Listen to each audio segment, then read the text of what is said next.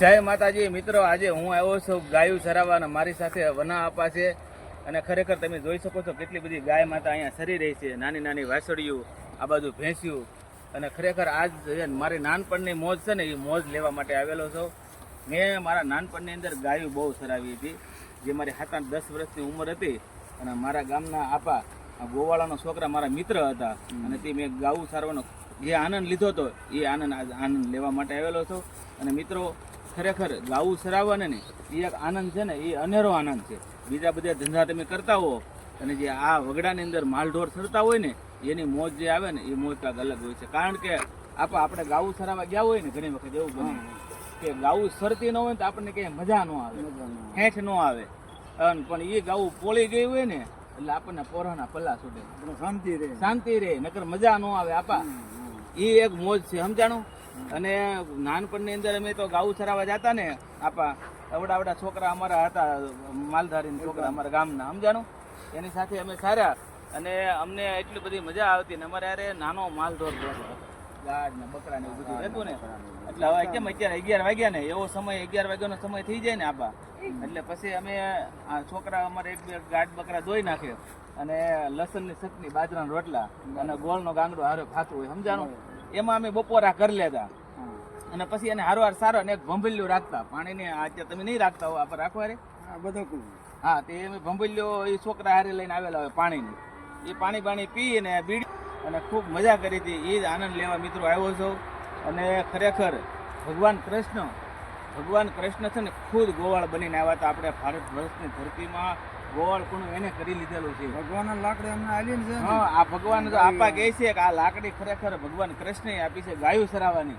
આ લાકડી કોઈ જેવી તેવી લાકડી નથી. આ ગાયું ચરાવવાની લાકડી છે. એટલે આ લાકડી પૂંજની ગણાય છે. આ અમારો ભાઈ જ છે. હા, ભાઈ બન કયો, ભાઈ કયો. આપા શું કહે છે કે આ લાકડી છે ને, અમારો ભાઈ બન કયો કે ભાઈ કયો, એ બધું અમારી હારવાર કે આપા કે હોય. આખો દી માલ ઢોર ફરવા જઈએ ને તો આપા કે આ લાકડી હારવાર હોય છે.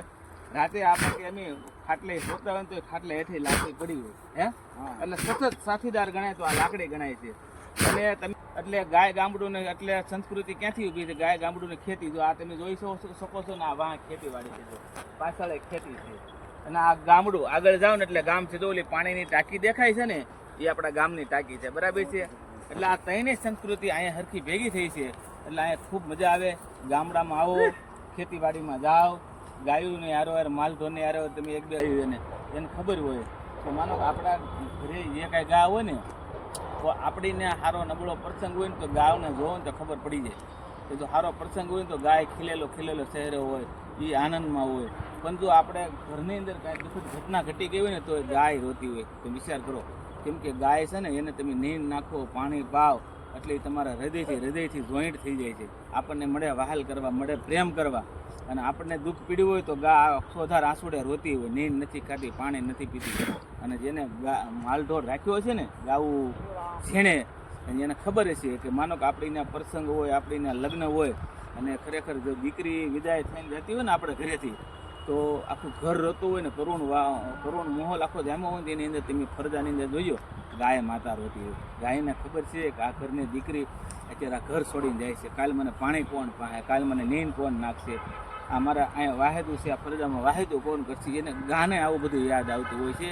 એટલે મિત્રો ગા આપણને ખૂબ પ્રેમ કરે છે અને આપણે ગાને પ્રેમ કરવાની જરૂર છે. અને મિત્રો આ મારો વિડીયો તમને કેવો લાગ્યો હોય મને કોમેન્ટમાં જણાવજો.